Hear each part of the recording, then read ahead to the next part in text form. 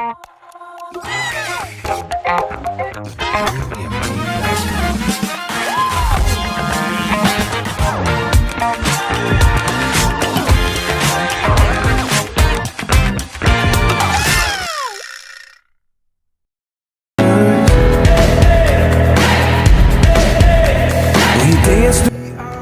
Sobat Rupiah, gimana nih kabarnya? Semoga baik-baik aja ya. Pada kesempatan kali ini, kita bakal ngebahas materi yang seru banget bersama dengan narasumber yang tentunya kredibel. Tapi, sebelum kita ngebahas lebih lanjut, gak afdol dong kalau misalkan aku nggak ngenalin diriku sendiri. Kenalin, nama aku Rido sebagai host dalam episode kali ini. Gimana lagi kalau bukan di Suara Anak KB, suaranya anak Gen Z.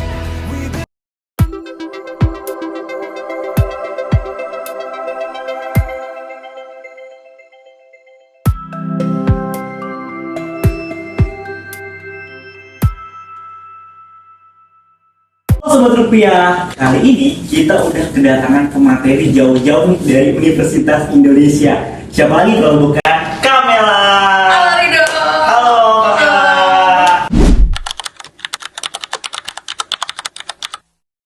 Oke, kita udah kedatangan Kamela nih. Sebelumnya, gimana nih Kamela perjalanan dari dari kota Tangerang ke Serang? Alhamdulillah lancar ya. Tadi aku sekitar 1,5 jam mungkin. Ya, dan untungnya alhamdulillah hari ini karena hari Minggu jalanannya lancar, tidak ada suatu kendala apapun. Jadi alhamdulillah menyenangkan. Alhamdulillah ya, biasanya sangat macet ya. Itu yang paling nggak enak ya. Benar. Nah, kira-kira kesibukan Kamela nih sekarang setelah lulus gimana nih? Oke, sekarang aku udah lulus dari Maret 2023 lalu. Dan sejak lulus aku jadi asisten dosen di Psikologi UI. Dan aku sekarang kesibukannya itu adalah menjalani hari-hari sebagai duta bahasa. Jadi aku banyak mendongeng di berbagai lembaga atau perpustakaan atau taman baca masyarakat, dan juga aku mengajar bahasa Indonesia untuk penutur asing. Gitu. Wah, sibuk sekali ya Kamela. Aku jadi iri nih, karena jujur aku juga lumayan kesibukan ya Kamela ya. Lumayan di kita juga kesibukan, lalu di Genbi juga lumayan gitu kan. Kebetulan juga ketika aku sibuk tuh aku suka ngerasa nih Kamela. Aku suka ngerasa kalau misalkan diri aku tuh kayak prestasi aku tuh gini-gini aja ya. Aku kayak suka iri ya sama orang lain ya, apalagi di umur aku yang ke-20 tahun nih. Tapi kalau Sobat Rupiah tahu, itu disebut, kalau misalkan aku cari, itu tuh disebut sebagai quarter life crisis. Nah, kira-kira quarter life crisis tuh seperti apa ya? Oke, kita bahas dari kata-kata dulu ya dong. Kan namanya quarter life crisis. Quarter itu tuh seperempat. Jadi kalau ibaratnya di hidup manusia ini kita 100 tahun gitu ya, paling panjang, terus seperempatnya tuh 25 gitu kan. Artinya kita di usia rentang 20 sampai 30 tahun itu tuh kita mengalami krisis emosional. Yang dikatakan krisis itu adalah ketika dia ada perbedaan antara realita dan ekspektasi. Ketika ada tekanan-tekanan yang rasanya beda gitu dari apa yang kita harapkan. Yang kamu bilang di tengah kesibukan tiba-tiba ngerasa krisis, ngerasa ragu, ngerasa nggak yakin sama diri sendiri gitu kan. Nah, jadi hal-hal kayak gini nih yang misalnya yang bakal terjadi gitu. Jadi itu adalah sebuah krisis di usia rentang 20 sampai 30 tahun, dan ini wajar banget dialamin gitu. Bahkan ketika aku cari tahu lebih lanjut ya, itu 86% orang di dunia yang di rentang umur segitu pernah banget mengalami si quarter life crisis ini. Oke, aku juga kebetulan umurnya 20 tahun nih Kamela. Kayaknya juga udah ngerasain quarter life crisis ya. Kayaknya lagi ngerasain quarter life crisis. Cuma aku bingung deh Kamela. Apa sih sebenarnya faktor yang bikin aku ngerasain quarter life crisis ini?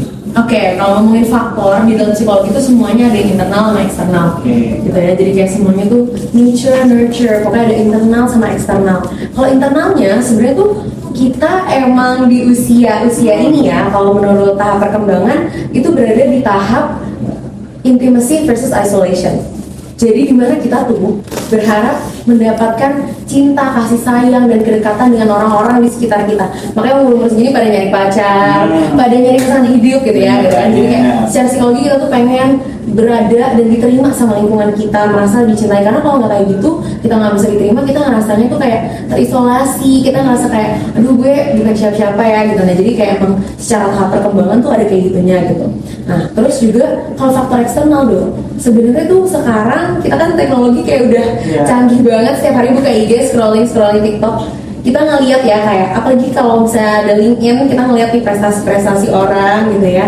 Jadi hal kayak gini yang bisa memicu kita juga jadi ngerasa sebenarnya apa yang gue lakuin ini udah benar belum ya? Kok orang-orang kayaknya prestasinya makin hari makin banyak, sedangkan aku sendiri kok kayaknya gini-gini aja gitu. Jadi kalau faktor internalnya ya memang itu adalah bagian dari perkembangan manusia di tahap segitu, tapi kalau eksternalnya tuh berbagai pertimbangan sosial, jadi namanya social comparison. Ketika kita tuh membandingin diri kita sama orang lain dan kita berusaha juga untuk diterima, jadi kita kayak pengen diterima tuh ekspektasi orang, kayak kita nih sebagai si people pleaser gitu kayak oh dia mau gue pasti orang tua gue bangga deh kalau gue sukses, jadi gue harus ngapain ya gitu. Ya, kayak bener-bener kita tuh terpacu setiap harinya untuk jadi sesuai sama keinginan masyarakat gitu. Oke, tadi ngebahas perkembangan teknologi ya Kamera ya. Karena jujur aku kan sebenarnya punya LinkedIn ya Kamera. Dan ketika aku melihat prestasi orang pas aku scroll tuh kayak wah dia tuh jago banget ya, apalagi kayak tentang public speaking, kalau pengalamannya udah banyak banget. Nah kira-kira ini tuh alami gak sih Kamera? Kayak emang nih manusia ini ngalamin yang namanya quarter life crisis dulu nih sebelum menginjak masa-masa 30 tahun, 40 tahun. Benar, itu wajar banget. Jadi sebenarnya kalau teman-teman sobat rupiah ya sebutannya sobat rupiah ngerasa kayak gitu, ngerasa seperti yang Ridho rasakan tadi itu adalah hal yang wajar dan perlu dinormalisasikan gitu sebenarnya. Tapi yang gak wajar adalah kalau kita tidak melakukan apa-apa tentang itu gitu. Jadi kalau tadi yang kamu bilang dengan adanya teknologi ini sebenarnya gimana, bagus atau enggak sih dengan adanya teknologi kita melihat orang itu setiap hari sebenarnya bagus-bagus aja karena kita jadi terdorong untuk maju, kita jadi kayak punya pengen keinginan untuk aku harus berprogres setiap harinya gitu. Tapi jangan sampai kita tuh juga tidak melihat bahwa semua orang tuh sebenarnya garis start sama finishnya tuh beda. Ini ibarat perlombaan, itu semuanya garis startnya beda-beda gitu. Mungkin aku ngeliat, Ridho umur 20 tahun kok udah skripsian misalnya gitu ya. Sedangkan aku dulu 20 tahun ngapain ya gitu. Karena udah beda kondisinya, ya mungkin kamu masuk TK-nya duluan, makanya kamu duluan gitu. Atau kayak misalnya Ridho udah dapet prestasi banyak banget gitu. Ya mungkin dia udah mulai lebih awal daripada aku. Jadi aku seharusnya nggak merasa iri, tapi justru merasa termotivasi gitu. Oke, berarti kuncinya di motivasinya ya. Sebenarnya aku juga pernah baca buku nih Kamera. Jadi sebenarnya motivasi yang paling kuat itu motivasi internal dari kita sendiri. Jadi kita yang merasakan motivasi itu dibandingkan dengan kita membandingkan dengan orang lain. Oke, tentang pengalaman Kamera nih. Oke. Kira-kira Kamera udah pernah belum ngalamin yang namanya quarter life crisis? Tuh ngerasain banget dong. Apalagi gini ya teman-teman, aku ini kan udah ketika kita udah lulus kuliah, ini the pressure is on gitu kalau dalam bahasa Inggris. Jadi benar-benar tekanan itu nyata dan itu kerasa banget ketika kita udah mulai lulus kuliah. Karena gini dok, misalnya aku ketemu kamu nih ya, soalnya oh ya Ridho sibuk apa sekarang? Kamu jawab apa? Aku sibuk sebagai duta, sibuk sebagai JNB gitu. Oke, terus kamu kuliah gitu kan? Kuliah. Oke, itu enaknya kayak ketika kamu masih mahasiswa, kayak ada aja juga kok aku masih kuliah kok gitu. Tapi ketika udah lulus pasti pertanyaan, oh udah lulus kerja apa sekarang? Gitu. Pressure ya. Iya pressure ya, ada tekanan baru nih. Berarti ada transisi dari kita jadi mahasiswa ke masuk ke dunia kerja gitu. Dan tadi pressure-nya adalah dari orang-orang kerja apa sekarang misalnya gitu ya. Tapi kalau aku sendiri, aku tuh tidak jadi gini, kalau psikologi, aku kan jurusan psikologi ya dok. Di jurusan psikologi itu biasa orang kalau lulus satu jadi AR, HRD. Terus yang kedua jadi konselor pendidikan, kayak misalnya di sekolah-sekolah yang guru BK seperti itu.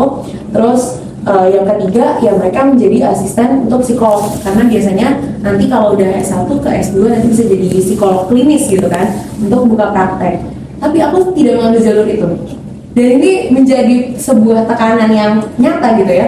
Karena kan ketika kita udah dihadapi dengan masyarakat yang berekspektasi, kamu jurusan psikologi harusnya kerja di bidang psikologi dong, gitu kan. Tapi ternyata aku malah kerja di bidang bahasa. Yang kayak tadi aku bilang, aku ngajar bahasa Indonesia untuk penutur asing, dan aku malah bersastra literasi mendongeng gitu kan. Nah jadi ini pasti pengalamannya adalah sebenarnya kita ini mau ngejar passion yang kita cari atau kita pengen memenuhi ekspektasi masyarakat kayak gitu. Jadi itu yang bikin aku juga sempat krisis, kayak ngerasa sebenarnya apa yang aku ambil ini benar nggak ya, ini langkah yang salah nggak ya gitu. terus juga tentang orang-orang sekarang yang angkatanku tuh udah banyak yang LPDP lanjut S2 gitu-gitu kan. Terus aku mikir, apakah aku harusnya juga langsung daftar S2 ya kemarin? Kenapa aku malah daftar duta bahasa gitu? Dan sekarang ketika jadi duta bahasa jadi ada tuntutan untuk berkontribusi lebih gitu kan. Jadi hal-hal kayak gini yang bikin aku akhirnya ngerasa hari-hari aku tuh, aku udah bener belum ya? Aku udah berprogres belum ya gitu. Padahal mungkin orang lain yang di luar sana bilang ke aku kayak, Mel lu sibuk banget, lu capek gak sih? Lu serius, kemarin baru di Bandung, hari ini udah di Serang, serius capek banget gak sih Mel gitu. Yang kayak bertanya-tanya kayak gitu, karena mereka kayak bilang, oh keren banget lo, orang ngeliatnya gitu. Tapi aku ngerasanya krisis, aku ngerasa kayak, apa bener, apa keren, apa ini, apa gimana gitu kan. Jadi hal-hal kayak gini tuh, aku ngerasa banget krisisnya. Dan yang titik yang menurut aku nyadar, oh ternyata sebenarnya nggak setiap hari aku merasakan krisis ini. Ada hari-hari yang aku tuh ada kesibukan ya dok, ada kesibukan, dan aku ngerasa ya udah fulfillment aku atau kepuasan dirinya tuh ya udah dari ngikutin kegiatan itu seru-seruan gitu ya. Kayak sekarang nih ketemu kamu, ketemu sobat-sobat D&D lainnya gitu. Nah itu ya udah seru gitu. Tapi ketika ada misalnya 1 minggu aku kosong sama sekali, yang kayak lagi nggak ada job nih gitu, aku bingung. Aku terus punya banyak waktu untuk diam, untuk merenung gitu kan. Terus aku mikir deh, kayaknya gue gak berprogres sama sekali deh. Terus buka IG, ketika lagi gabut banget, gabut parah kayak buka IG, gila ini orang kok udah pada kerja di luar negeri, udah pada intern di perusahaan internasional, kayaknya aku kurang deh gitu. Nah jadi aku ternyata ngerasa, ternyata quarter life crisis ini tuh baru kerasa banget ketika kita tuh sebenarnya fokus sama hidup orang lain, bukan sama hidup diri kita sendiri gitu. Makanya kalau kamu bilang tadi, sebenarnya faktor internal itu lebih kuat ya, harusnya dorongannya iya gitu. Jadi harusnya kalau kita ada hari-hari yang aku ada kesibukan dan aku fokus sama diri aku sendiri, aku tuh malah nggak ngerasain si krisis ini gitu sih. Oke, tadi ngomongin juga, tadi Kamila bilang nih tentang ekspektasi orang lain yang kayak misalkan lulusan psikologi harus jadi psikologi, harus jadi gini-gini. Nah, gimana cara Kamila menghadapi itu? Karena jujur ya, aku punya pengalaman tentang ekspektasi orang yang tinggi, tapi ketika aku nggak bisa gapai ekspektasi itu, malah aku yang jadinya kecewa nih Kamila. Nah, gimana tuh Kamila hadapin itu? Oke, sebenarnya yang perlu kita lihat juga gitu ya, kadang orang punya ekspektasi terhadap kita, itu kita langsung pelan mentah-mentah gitu loh deh. Kayak, oh ya pokoknya dia maunya kayak gini, kita langsung pelan mentah. Tapi kita nggak telaah dulu kayak dari diri kitanya sebenarnya sesuai nggak sih gitu. Jadi kadang mungkin memang secara lumrahnya seperti itu, dari ekspektasi masyarakat pasti ngikutinnya yang alur yang biasanya lah gitu. Tapi kalau misalnya kita di luar dari jalur itu, sebenarnya kan gak ada yang salah juga gitu. Kayak hidup ini pilihan kita juga gitu. Jadi menurut aku ketika kita udah menghadapi ekspektasi orang lain, kita lihat dulu ke diri kita refleksiin bener-bener. Kadang tuh soalnya juga omongan orang tuh gak sepenuhnya salah gitu loh dok. Ya kadang misalnya dibilang, ya kamu kan bukannya cocok jadi MC aja ya dok, kamu ngomongnya bagus banget nih misalnya gitu public speakingnya. Ya kamu bisa lihat juga, oh iya ya ada benernya, oke kita bisa terima. Tapi kita lihat juga kalau misalnya ekspektasi itu cuma ngikutin apa yang ada tapi nggak menyesuaikan sama diri kita, ya nggak apa-apa, nggak perlu kita risaukan, dan kita perlu sadari aja, ya nggak apa-apa, mungkin mereka maunya seperti itu, tapi kalau diri aku cocoknya nggak begitu gitu, jadi ya udah gitu. Oke, berarti ada saatnya kita mendengarkan omongan orang lain dan ada saatnya kita tidak mendengarkan. Artinya kalau misalkan itu yang membuat kita down atau itu membuat kita ini nggak sesuai sama passion gue, ya lebih baik masih dengerin ya. Iya. Oke, nah tadi kan Kamila ngomongin tentang quarter life crisis yang masih Kamila alami. Kira-kira sekarang Kamila udah berusaha lepas belum ya dari quarter life crisis itu? Itu proses yang panjang banget. Itu proses yang panjang teman. Iya, jadi uniknya si quarter life crisis ini nggak terjadi dalam hitungan hari dan nggak selesai dalam hitungan hari gitu. Jadi kadang-kadang itu kan proses yang panjang, tadi aku bilang dari umur 20 sampai 30 gitu ya. Mungkin ada orang yang dia di umur 25 doang nih ngerasain kayak gitu setiap harinya selama dia umur 25 tahun gitu. Tapi ada juga yang dia setiap bulan misalnya dia ada kerasa krisis seperti itu gitu. Jadi beda-beda banget di setiap orang. Cuman yang aku pikirin adalah ya udah kalau misalnya udah menjalani itu, yang pertama adalah kita kayak ngerasa dulu bahwa ini adalah hal yang wajar. Jadi memang secara psikologis ada penjelasannya, dan secara reaksi tubuh kita tuh ada respon-respon terhadap pengalaman-pengalaman yang terjadi, ya udah kita terima dulu gitu ya. Terus baru yang selanjutnya, kalau aku sekarang adalah lebih fokus ke diri aku. Jadi ketika aku udah mulai overwhelmed nih Dok, biasanya gini, yang bikin aku stres banget itu karena social comparison tadi kan. Kayak aku ngeliat orang lain kayak udah keren, udah jadi ini, udah jadi itu gitu. Aku take a break kalau udah bener-bener ngerasa kayak pusing banget, penat banget sama prestasi orang lain, ya udah kita take a break dulu. Kita jeda dulu, kita tutup dulu handphonenya, kita gawainya tuh udah kita stop. Nah, terus kita lihat lagi ke diri kita, sebenarnya aku maunya apa sih gitu. Kita gali pertanyaan itu ke diri kita sendiri dengan fokus gitu ya. Terus ternyata, oh iya ya memang aku dan dia punya tujuan yang berbeda gitu. Oke, aku punya pertanyaan nih Kamela. Iya. Nah, kan kita biasanya ngalamin quarter life crisis itu di umur 20 sampai 30 tahun. Iya. Kita bisa nggak sih Kamela sebenarnya ngalamin quarter life crisis itu di luar dari umur itu? Bisa aja sih sebenarnya gitu. Jadi tadi kan itu rentangnya gitu ya, dan itu dilihat berdasarkan riset memang segitu gitu sebenarnya rentang umurnya, karena itu 20-30 tahun tuh berada di rentang usia pertumbuhan yang sama gitu. Cuman kalau misalnya orang di luar itu misalnya dia 19 tahun belum tahun ke 20 gitu, cuma dia kayak ngerasa ragu sama hidupnya, ngerasa kayak aduh aku bener gak sih pilihan aku gitu, itu wajar banget dan bisa banget sih gitu. Oh, berarti bisa ya di umur 20, sudah di luar umur 20 sampai 30 tahun. Iya. Aku kira tuh quarter life crisis cuma di umur 20 sampai 30 tahun. Oke, mungkin cara terbaik nih. Gimana caranya kita bisa menghadapi quarter life crisis? Karena jujur Kamela, kadang tuh quarter life crisis tuh hancurin mental kita. Iyalah. Karena bener-bener kalau misalkan kita bener-bener ngedown, apalagi kalau misalkan kita nggak punya prestasi apa-apa, atau misalkan kita ngebandingin prestasi yang orang lain yang memang jauh di atas kita, kadang tuh kita bener-bener iri, dan kadang kita nggak mau berprogres karena ngeliat orang, orang ini jauhan nih gue, gimana ya caranya gue ngejar, aku udah gue nggak bisa gitu. Nah itu gimana Kamela? Cara terbaik kita buat hadapi nih quarter life crisis? Oke, aku jadi ingat ini. Dulu kalau misalnya kita ngebandingin diri sama orang, maksudnya orang zaman dulu ya, kalau ngebandingin diri sama orang lain, dia tuh ngomong gini, kalau dia bisa, kenapa aku enggak? Gitu ya. Cuman kalau orang zaman sekarang, kalau dia bisa, ya udah biarin, gitu kan. Itu sih kayak maksudnya kalau orang tua kita zaman dulu, ya mereka tuh selalu berpikir kompetisi gitu, selalu hidupnya kompetisi. Tapi kalau sekarang sebenarnya udah masuk ke dalam iklim kolaborasi dong sebenarnya. Jadi kalau misalnya dia bisa hal A, aku bisa hal B, ya udah kenapa kita nggak kolaborasi aja gitu, kayak gitu ya. Nah jadi sebenarnya kalau menghadapi si quarter life crisis ini, yang pertama adalah terima. Jangan denial, ya kalau istilah sekarang denial gitu kan, atau menolak kenyataan.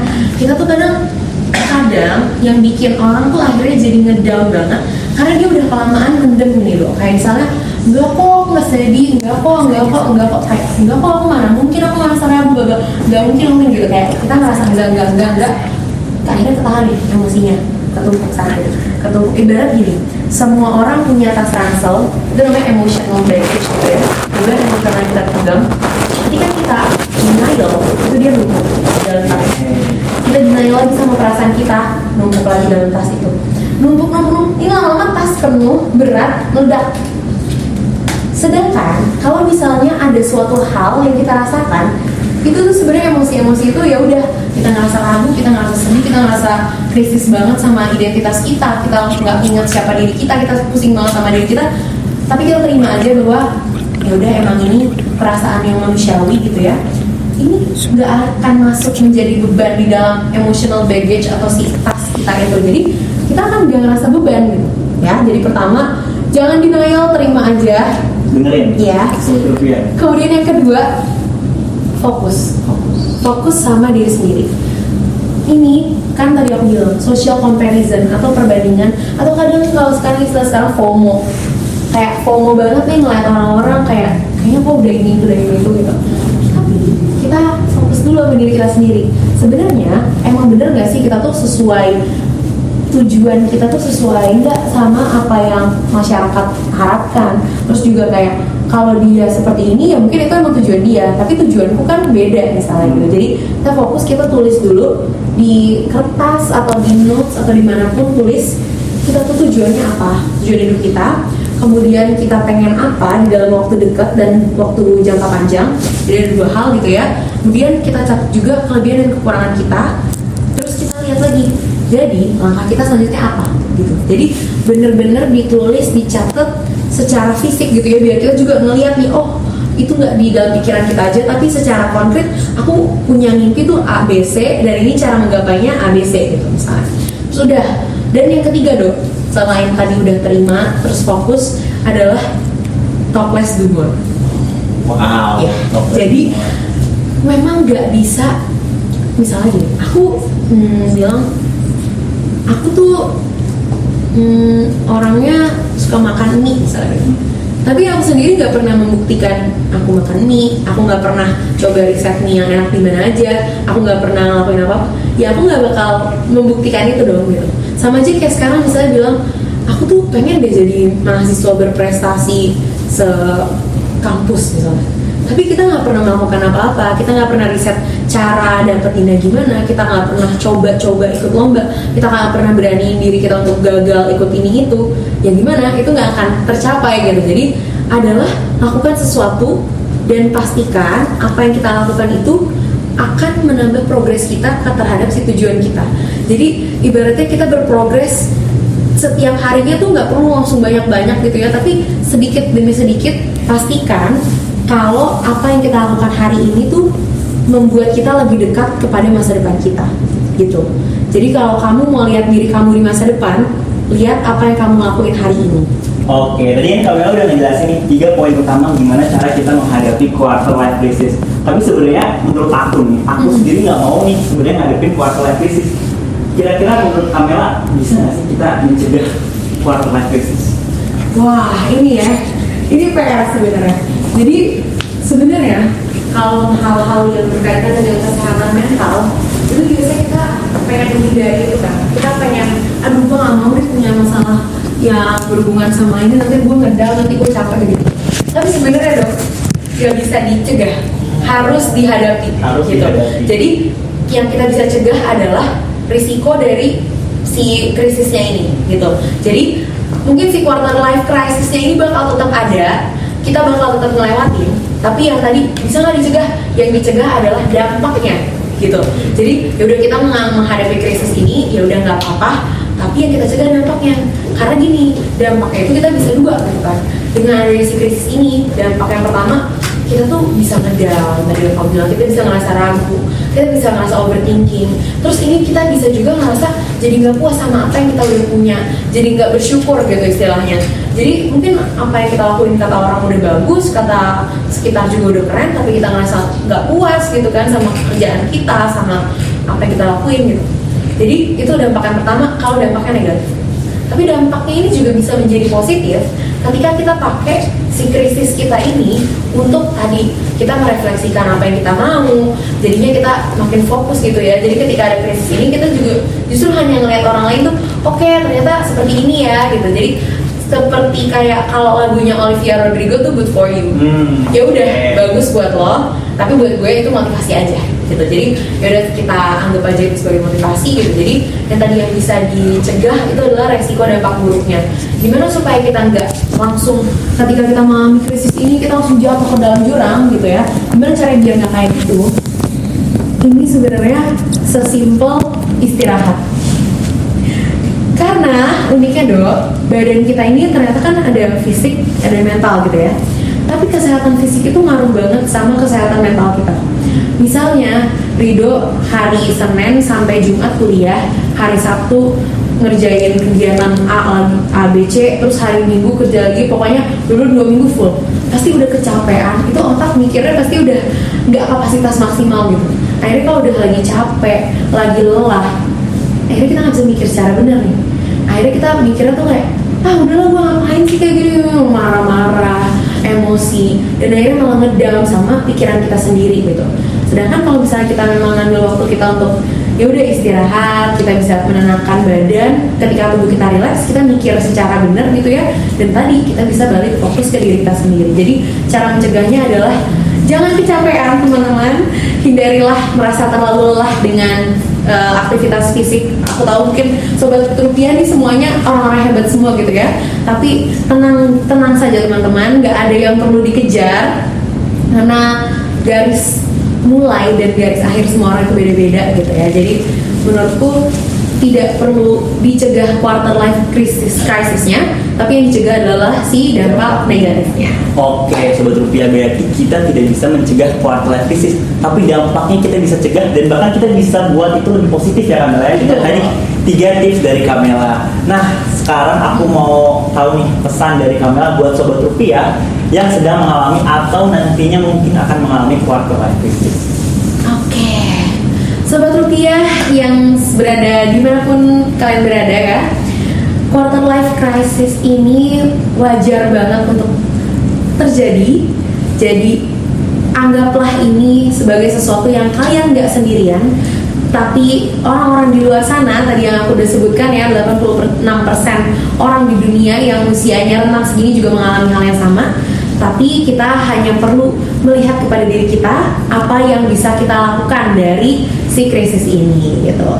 Jadi tadi balik lagi mungkin ke quotes yang udah aku sampaikan tadi ya Rido.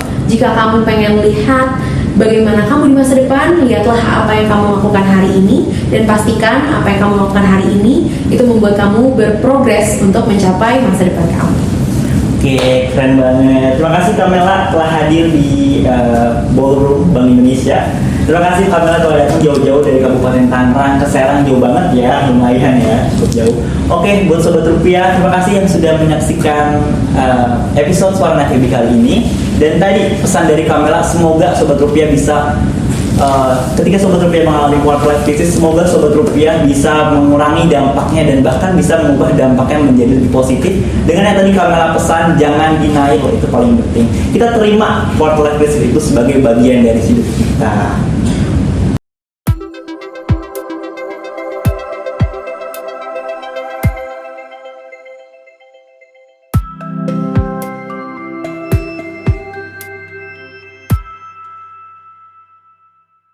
Terima kasih banyak Kamela sudah datang ke Bank Indonesia jauh-jauh dari kota Tangerang ke Serang. Itu lumayan jauh ya, cukup jauh ya. Itu aku perjalanan cukup capek biasanya naik motor. Terima kasih Kamela sudah datang. Mungkin kalimat terakhir dari Kamela. Ya, terima kasih Rido dan segenap teman-teman Genbi yang sudah mengundang aku ke sini.